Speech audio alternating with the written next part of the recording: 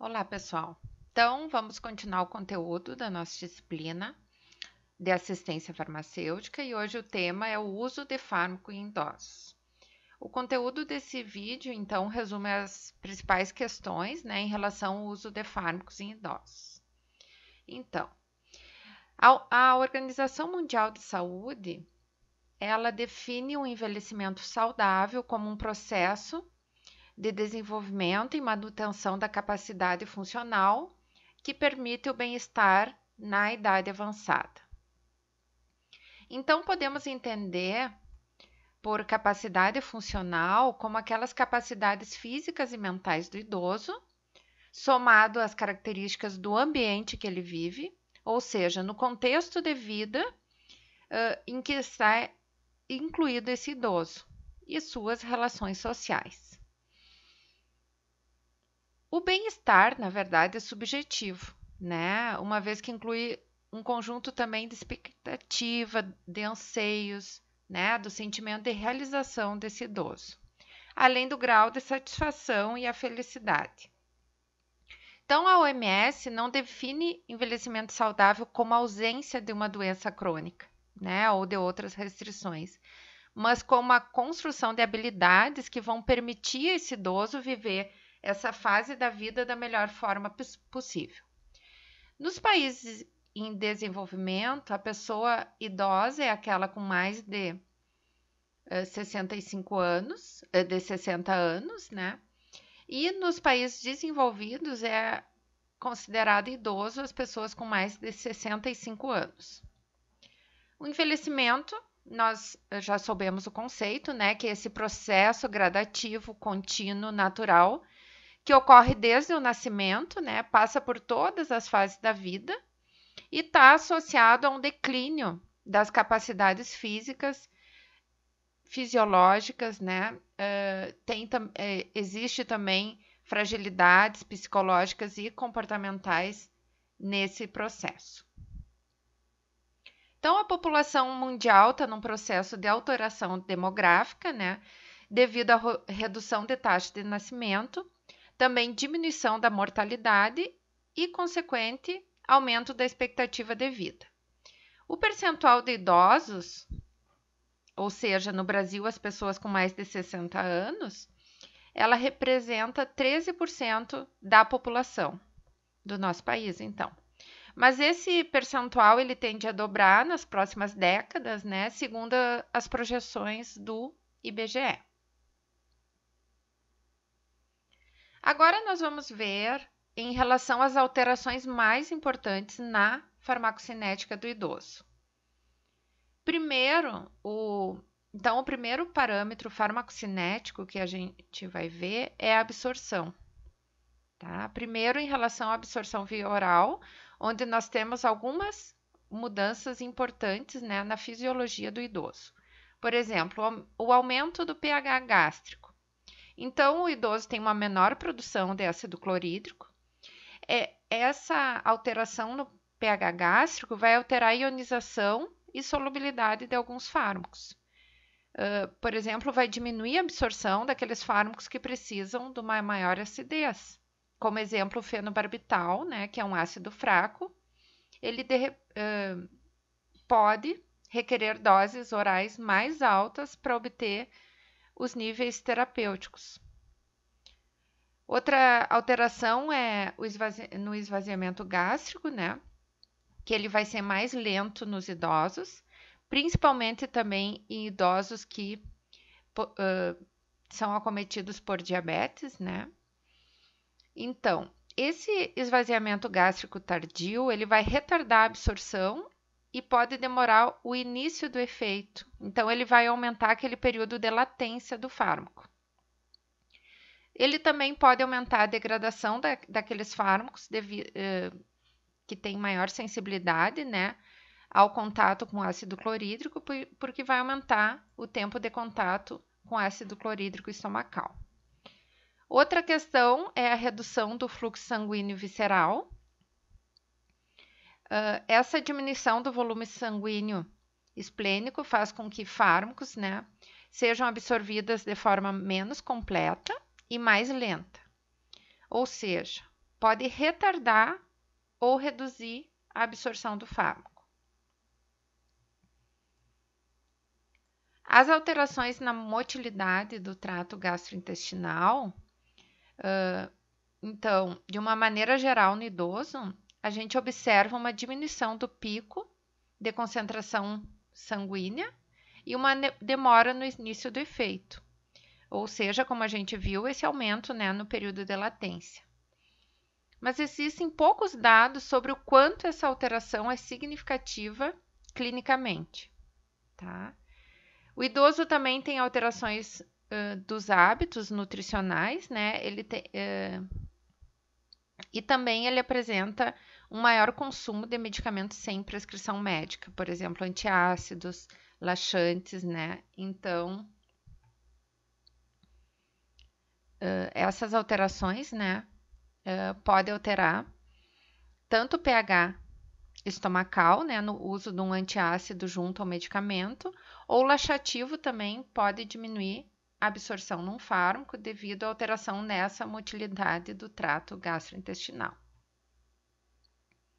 Em relação à distribuição dos fármacos nos idosos, também ela pode estar alterada. As principais alterações são a hipoalbuminemia, né, devido à taxa reduzida da síntese dessa proteína pelo fígado, e essa redução ela pode chegar até 20% na redução da concentração plasmática da albumina. E essa redução da albumina, por sua vez, né, ela altera a relação entre o fármaco ligado e o fármaco livre. Clinicamente, então, o resultado é que pode aumentar, né, a intensidade do efeito desse fármaco, né, por ele estar mais livre, e chegar até a uma dose tóxica, tá? E também pode diminuir a duração do efeito farmacológico do fármaco. Isso é mais proeminente naqueles fármacos que possuem alta taxa de ligação à albumina, por exemplo, o diazepam, a varfarina, né, que esses são dois exemplos de fármaco que têm alta taxa de ligação à albumina, que gira em torno de 98% de ligação às proteínas plasmáticas. Então, o deslocamento de qualquer um desses fármacos da albumina, devido a interações com outros medicamentos usados de forma concomitante, vai causar um efeito clínico significativo. O diazepam, por exemplo, pode causar uma sedação aumentada, né? E a varfarina, hemorragias, né? Porque vai ter o efeito anticoagulante excessivo. Outra questão é que o idoso tem um maior potencial de interações farmacológicas resultante da competição dos fármacos pela ligação à albumina. Por exemplo, o diazepam, né, ele desloca a digoxina e pode causar uma intoxicação digitálica. Então, comparando de forma relativa a adultos jovens, os idosos apresentam uma redução da massa magra corporal, né, diminuição também da água corporal e um aumento no percentual de gordura. Todas essas alterações vão alterar o volume de distribuição dos medicamentos. Por exemplo, o aumento do tecido adiposo de 15% para mais ou menos 30% do peso corporal aumenta o depósito de fármacos lipossolúveis, né, e aumenta o volume de distribuição desses fármacos. A diminuição também da água corporal, né, também vai fazer com que fármacos hidrossolúveis diminuam seu volume de distribuição.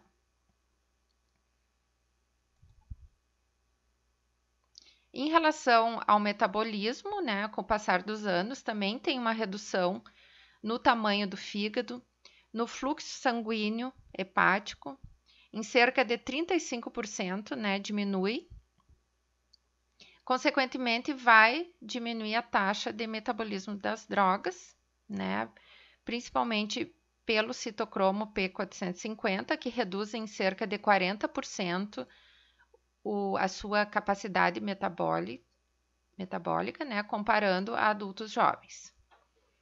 A diminuição do fluxo sanguíneo hepático a partir dos 65 anos gera alterações nas fase 1 e fase 2 do metabolismo dos fármacos, né? Principalmente o idoso tem uma alteração maior nas reações de fase 1.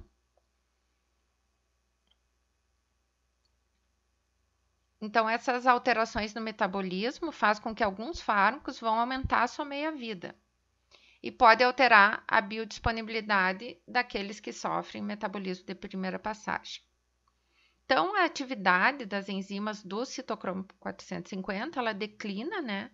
Diminui de forma lenta com a idade. Claro que varia de indivíduo para indivíduo, mas de uma forma geral vai ter um declínio da atividade dessas enzimas microsomais hepática.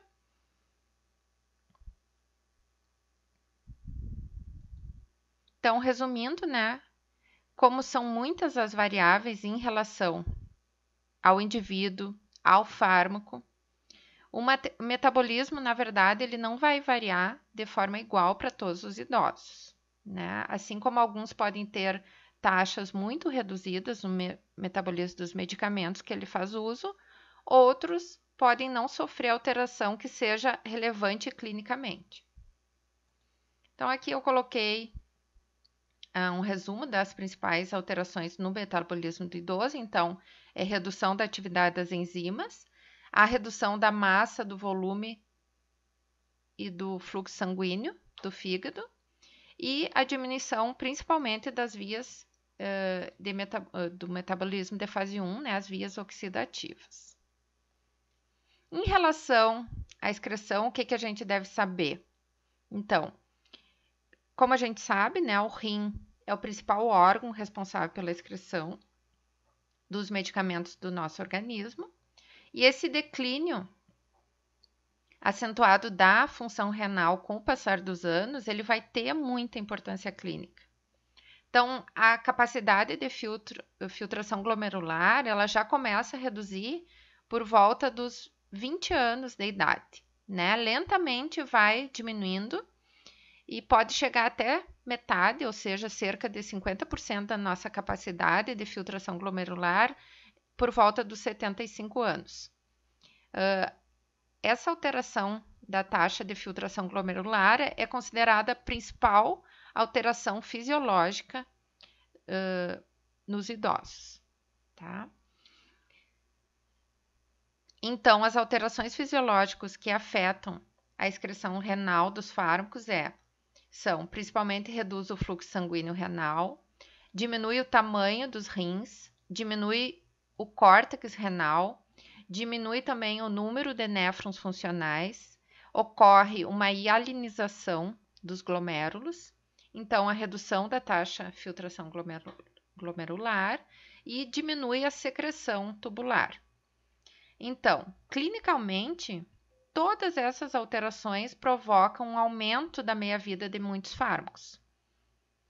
Então, junto com aquelas outras alterações farmacocinéticas que a gente falou, essa é mais uma que colabora para o potencial de toxicidades que os fármacos têm em idosos, tá? Então, o potencial de toxicidade dos fármacos é alterada, ela é maior em idosos. E, então, precisa ser alterada a dosagem ou a posologia da farmacoterapia nesses pacientes, né? Porque pode ocorrer efeitos adversos graves em idosos de alguns medicamentos. Aqui eu coloquei esse exemplo, tá, de um estudo que apresenta os tempos de meia-vida plasmática de alguns fármacos, né, que estão com a meia-vida aumentada no idoso. Vamos pegar aqui um fármaco, por exemplo, o diazepam. A meia-vida num adulto jovem, por exemplo, é cerca de 20 horas, num idoso é em torno de 80 horas. Na verdade, esse é um fármaco, por exemplo, que é potencialmente inapropriado para o idoso, né? O idoso que toma o diazepam, né? A meia-vida tão alterada assim, no outro dia ainda pode, ele tá com as suas funções cognitivas alteradas, né? Desse idoso, aumenta o risco de quedas, fraturas, né? Então, diminui a capacidade cognitiva, né? Desse idoso. e pode trazer, né, prejuízo funcional ao idoso. Eu coloquei aqui um resumo, né, das alterações farmacocinéticas do processo de envelhecimento, né, e as repercussões clínicas desse artigo, né, de Oliveira e Corradi, que é uma revisão da literatura que eu indico para vocês lerem, né, se tiverem interesse, então, nesse assunto dos fármacos em idosos, ele está muito bom esse estudo. Então, aqui apresenta as principais alterações, né, na absorção. Então, o que a gente falou, né, uma diminuição na produção de ácido clorídrico, que provoca um aumento do pH gástrico, né? Então, vai alterar a absorção de fármacos que precisam de acidez. Diminui a motilidade do trato gastrointestinal, diminui o trânsito, diminui o fluxo sanguíneo esplênico, também o número de células de absorção. Em relação à distribuição, lembrando, diminui a albumina sérica, a diminuição da água e da massa magra, com o aumento da gordura, também vai alterar a distribuição de fármacos. Aqui em relação ao metabolismo e a excreção, tá? Diminui o fluxo sanguíneo hepático, diminui o tamanho do fígado e as atividades do citocromo P450. E a excreção, como a gente acabou de falar, diminui o número de glomérulos, diminui o tamanho dos rins, o fluxo plasmático renal, diminui a taxa de filtração glomerular e a secreção, tá? Então, esse artigo, né, é da Revista Médica da USP, que o título do artigo é Aspectos Farmacológicos do Idoso, uma revisão integrativa da literatura, tá? Em relação à farmacodinâmica dos fármacos no idoso, há uma alteração na sensibilidade dos fármacos, né, aos fármacos, devido a declínio das funções orgânicas. Aqui eu coloquei algumas, né? Reduz a ação do sistema nervoso autônomo, com aumento da hipotensão ortostática, que também aumenta o risco de quedas. Há uma disfunção renal e intestinal, o menor controle postural, diminui a capacidade cognitiva, além de alterações metabólicas, como aumentar a intolerância à glicose. Também ocorre modificação nos receptores e nos sítios de ação, né, e altera a interação fármaco-receptor e, consequentemente, o efeito final.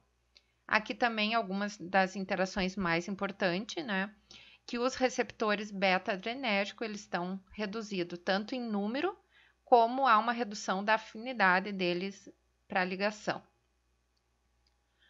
Os receptores alfa-adrenérgico, né, também têm uma menor capacidade de resposta a fármacos agonistas e antagonistas, né?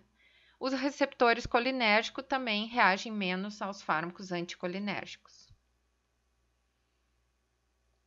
Bom, agora nós encerramos, né, a parte de farmacocinética, farmacodinâmica, né, com as principais alterações que ocorrem no idoso. E eu vou apresentar uma classificação, né, internacional que é usada há mais de 20 anos, né, que são os critérios de Beers, né? Então, Beers e colaboradores eles estabeleceram critérios baseados em trabalhos publicados sobre medicamentos e a farmacologia no envelhecimento e definiu uma lista de fármacos que são potencialmente inapropriados a adultos com mais de 65 anos. Então, esses critérios, eles têm sido amplamente utilizados pelos profissionais da saúde que estão envolvidos no cuidado do idoso e pelos médicos que fazem a prescrição de medicamentos aos idosos. Desde 2011, então, a Sociedade Americana de Geriatria tem sido a responsável por atualizar esses dados, né, em relação aos medicamentos potencialmente inapropriados para idosos. Então, ela busca atualizar a cada 3 anos. A última atualização é do ano passado. Ela é realizada com trabalho conjunto de médicos, farmacêuticos e enfermeiros, né, para revisar essas evidências publicadas desde a última atualização. A anterior a 2019, tinha sido em 2015. Então, são 5 os critérios definidos, né? Lá tem 5 tabelas em relação aos medicamentos. Então, tem uma lista de medicamentos potencialmente inapropriados na maioria dos idosos. Aqueles que devem ser evitados em idosos com certas condições clínicas, né? Dependendo da patologia que o idoso for acometido, não deve ser prescrito esses medicamentos para eles. Aqueles medicamentos que devem ser utilizados com cautela, medicamentos que possuem interações medicamentosas mais graves nos idosos e aqueles que necessitam de ajuste com base na função renal diminuída, né, do idoso. No Brasil, esse grupo de pesquisadores realizaram um estudo, né, para definir os critérios nacionais de classificação dos medicamentos potencialmente inapropriados para idosos. Então, com base nesse consenso brasileiro, eu vou apresentar exemplos de fármacos, né, bastante utilizados em idosos e que devem ser evitados. Por exemplo, antihistamínico de primeira geração, eles aumentam o risco, tem risco aumentado de sedação e de efeitos anticolinérgicos, como confusão mental, boca seca, constipação, né? Então, além disso, eles, ao desenvolvimento de tolerância, né, quando utilizado como hipnótico pelos idosos, pode ser utilizado, uma exceção de uso é a difenhidramina, que em casos de reações alérgicas graves, pode ser apropriado o uso desse medicamento. Outro exemplo são os benzodiazepínicos. Eles aumentam o risco de comprometimento cognitivo, né? Diminui as funções cognitivas, tem risco de quedas, fraturas, pela menor diminuição do estado de alerta do idoso, né? Diminuição da função cognitiva pode aumentar o índice de acidentes. Então, deve ser evitado os benzodiazepínicos para tratar insônia, agitação e delírio. Com exceção da terapia para crises convulsivas, distúrbios do sono, síndrome de abstinência a etanol, transtorno de ansiedade generalizada, né? Anestesia perioperatória, que muitas vezes é utilizado o midazolam, e para cuidados paliativos do idoso, tá? Antidepressivos tricíclicos também deve ser evitado, eles são altamente anticolinérgicos, sedativo e além de causar hipotensão ortostática. Mas eles podem ser apropriados para tratamento da dor, como em casos de problemas da coluna, fraturas, né? Na Remume aqui de Santa Maria, a amitriptilina pertence à Remume e ela é bastante utilizada e prescrita para tratamento da dor pré-operatório para aquele paciente que está esperando, então, para fazer a cirurgia.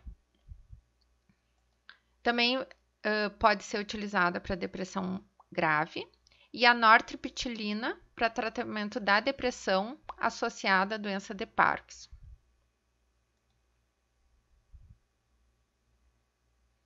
Os anti-inflamatórios não esteroidais, não seletivos da COX, né? Exemplo de clofenaco, ibuprofeno, eles aumentam o risco de hemorragia gastrointestinal e úlcera péptica em idoso, principalmente naqueles com idade maior que 75 anos, que têm alto risco de desenvolvimento de úlceras, né? E aqueles que utilizam corticoides, anticoagulantes e antiplaquetários. O uso de inibidores da bomba de prótons, como omeprazol, pantoprazol, lansoprazol, né, pode reduzir esse efeito, mas não vai eliminar o risco. Então, deve ser evitado o uso crônico de anti-inflamatórios em idosos, né, exceto quando não tiver outra alternativa. E, se possível, associar, então, com um agente gastroprotetor. Os diuréticos de alça, como a furosemida, um dos mais utilizados, né, para tratamento de edema do tornozelo, em ausência de sinal de insuficiência cardíaca, não deve ser utilizado, não há evidência de eficácia, pode ser utilizada meia de compressão, que vai ser bem mais apropriada. E para monoterapia de primeira linha para hipertensão, também não é indicado, tem terapias mais seguras e mais eficazes para tratamento da hipertensão arterial. Os inibidores da bomba de próton aumentam o potencial para desenvolver osteoporose, né, fratura, além de demência e insuficiência renal.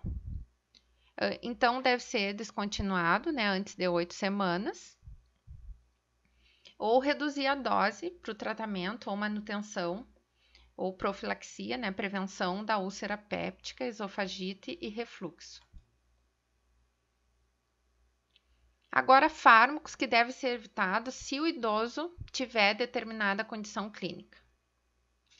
Também no consenso brasileiro tem outras, né? Eu só vou trazer algumas condições clínicas para dar exemplos, tá? Por exemplo, aquele idoso que tem histórico de quedas e fraturas não deve utilizar esses fármacos porque eles têm efeitos adversos no sistema nervoso central e vão diminuir a função cognitiva, tá? Então, benzodiazepínico, anticonvulsivante, antidepressivo tricíclico, os antihistamínicos, tá? Então, todos os fármacos que podem causar diminuição da capacidade cognitiva e comprometer a função motora devem ser evitados. Em casos de constipação, tem alguns medicamentos que agravam e podem levar a uma constipação grave no idoso, por exemplo, antimuscarínicos, antihistamínicos, anticolinérgicos e os antiespasmódicos, né, como a escopolamina, antipsicóticos, os tricíclicos também, os antiparkinsonianos, relaxantes musculares.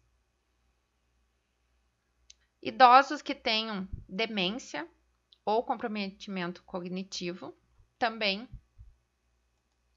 deve evitar esses fármacos que diminuem o estado de alerta, diminuem a capacidade cognitiva, né? Que são os antihistamínicos também, antiparkinsoniano, benzodiazepínico, antiespasmódico. Os antagonistas H2, né? Utilizado para úlcera também, cimetidina, ranitidina, famotidina, relaxantes musculares e os tricíclicos. Então, todas essas alterações fisiológicas fazem com que o idoso seja mais suscetível às reações adversas, por serem polimedicados muitas vezes, né? A maioria dos idosos tomam mais do que 2 medicamentos. Eles também são mais suscetíveis a interações medicamentosas. Então, muitas vezes também o idoso não relata que faz o uso de outros medicamentos sem indicação médica. Tudo isso faz com que as reações adversas, então, sejam maiores, maior em número, né? Maior número de mais suscetíveis a efeitos adversos e também intoxicação. Então, aqui a lista de medicamentos mais incluído em casos fatais, né? De intoxicação por idoso: analgésico, medicamento cardiovascular, antidiabéticos orais, antidepressivos, relaxantes musculares, né? Então, as classes mais comuns nesses acidentes.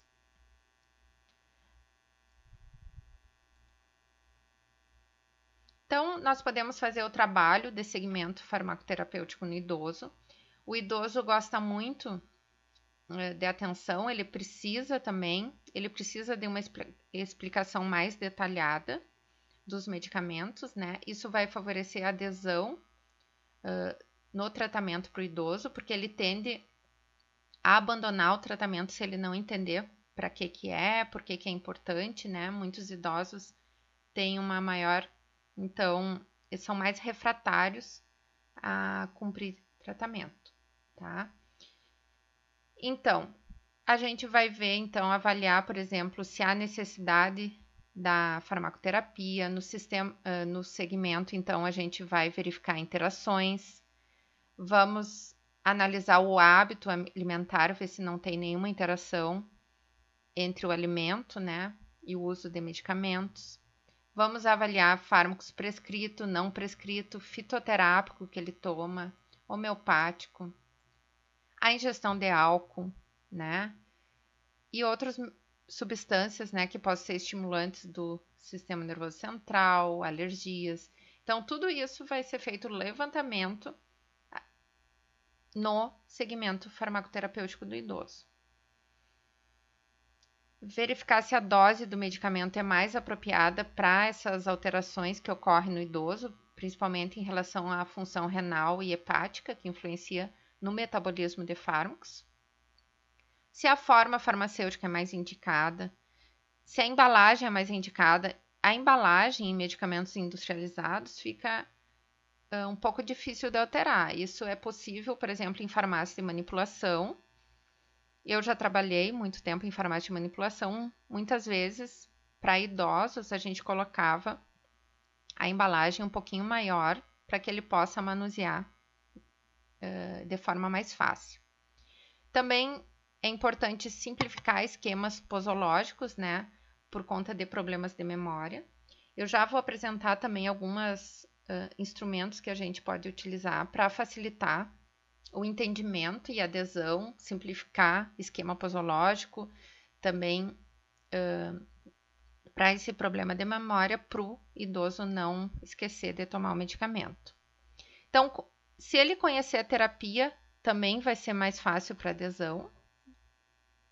Questionar, então, sempre o idoso sobre o efeito dos fármacos, eficácia, se ele apresenta algum efeito colateral. Sempre verificar se não tem algum fármaco que não precisa mais estar sendo utilizado pelo idoso. Então, avaliar a adesão do tratamento. Pode ser por contagem de comprimidos, monitorar também níveis plasmáticos de fármacos, a resposta farmacológica também, daqueles que podem ser verificados, por exemplo, avaliação da glicemia capilar, pode ser verificado, ver se está conseguindo controlar a glicemia em pacientes diabéticos. Pacientes hipertensos pode ser verificado a adesão ao tratamento e eficácia do tratamento por meio da medida da pressão arterial. Então, alguns problemas relacionados a medicamento em idosos que nós podemos estar detectando através do segmento farmacoterapêutico é a prescrição de algum medicamento desses que a gente acabou de ver, potencialmente inapropriado para idosos, frequência de uso inadequado ou um período insuficiente ou demasiado de consumo, associação de fármacos que podem apresentar interações que esteja provocando efeito adverso indesejado, a não adesão ao tratamento medicamentoso proposto. A não adesão ela é muito alta no idoso, é cerca de 50% em idosos, né? Em idosos. E os motivos principais são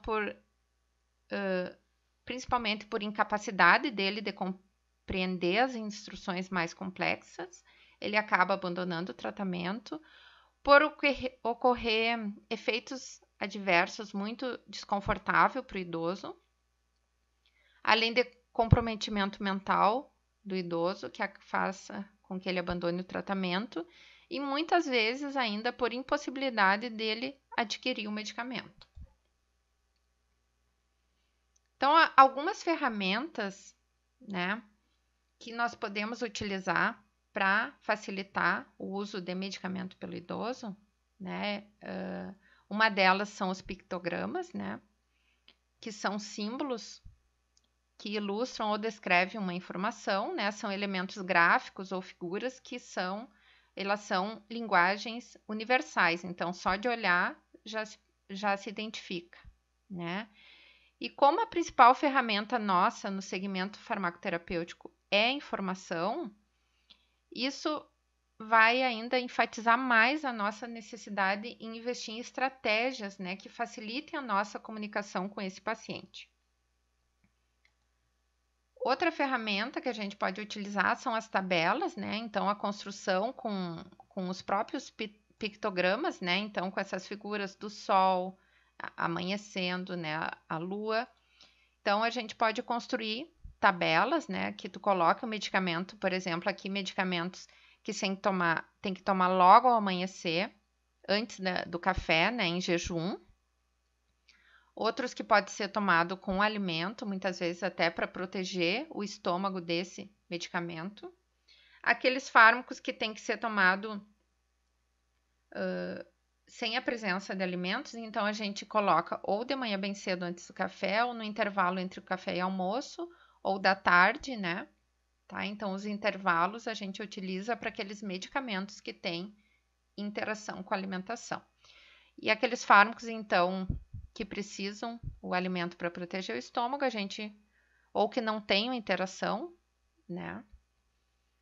Com o alimento a gente pode colocar junto com as refeições, que é mais fácil do idoso lembrar, né? Toda vez que ele toma café, almoçar ou jantar, ele vai associar o uso do medicamento com a refeição. Tem essas caixinhas, né, que a gente conhece, tem nas farmácias, pill box, que elas são bem importantes, auxiliam na adesão para não esquecer, então, de tomar o medicamento, né? Elas são divididas por turnos, então, manhã, tarde, noite, né? E por dias da semana. Uma tendência também tem sido a dispensação personalizada, né? Ela começou nas farmácias americanas, né? A PillPack foi comprada pela Amazon e chamou a atenção do mundo para essa novidade, né? Que é a dispensação personalizada de medicamentos, né? Então, aqui são colocados em blisters, por exemplo, de manhã, de tarde, né? De noite e os dias da semana também. No Brasil, nós temos uma empresa muito legal, até eu assisti uma palestra das donas, né, dessa empresa, são duas farmacêuticas sócias, que é a Farmi. Ela comercializa caixas personalizadas com toda a medicação que o paciente precisa para um mês. Então, essa empresa ela tem sede em São Paulo e Belo Horizonte, por enquanto, né? Aqui está o site da Farmi, se vocês quiserem conhecer. Ela está aberta a franquias, parece que vai abrir o sistema de franquias também. É um serviço especializado que auxilia bastante na adesão, previne intoxicações, né, além de outros problemas relacionados a medicamentos que são comuns em idosos. Então, nessa caixinha os medicamentos são separados por sachê, por dia, por horário e por dose. Então, automaticamente tu retira esse sachê que tu vai tomar, a próxima dose já está ali na sequência para ser tomada com o horário, tá? Então, a Farmi trabalha com esse modelo de assinatura, ou seja, cada mês a farmácia envia automaticamente para o paciente o box, né, uma nova caixa, antes que a anterior acabe, tá? O serviço, na verdade, essa farmácia ela não é aberta ao público, como não tem esse tipo de empresa ainda prevista na nossa regulação, né? As proprietários falaram que elas tiveram que montar como se fosse uma farmácia, que elas compram o medicamento para os clientes, né? Elas compram em distribuidoras e depois organizam, fracionam e organizam nos boxes. O serviço gira em torno de R$60 cada box para fazer. Isso é um serviço que elas preparam, né? Mais os medicamentos, então, que cada paciente toma. Então, nós encerramos por aqui esse vídeo, né, de cuidado farmacêutico em geriatria, todos aqueles conhecimentos que precisamos ter, então, principalmente em relação às alterações fisiológicas no idoso. O que nós podemos disponibilizar em termos de serviço farmacêutico, né, um cuidado farmacêutico maior, enfim, é isso. Eu coloquei aqui as referências que eu utilizei e me despeço, né, com mais esse vídeo. Espero que tenham gostado das informações. O idoso é um paciente que nós trabalhamos no dia a dia da farmácia, tá? E que requer um cuidado maior, então uma maior intenção da nossa parte. Um abraço, então, ficamos por aqui.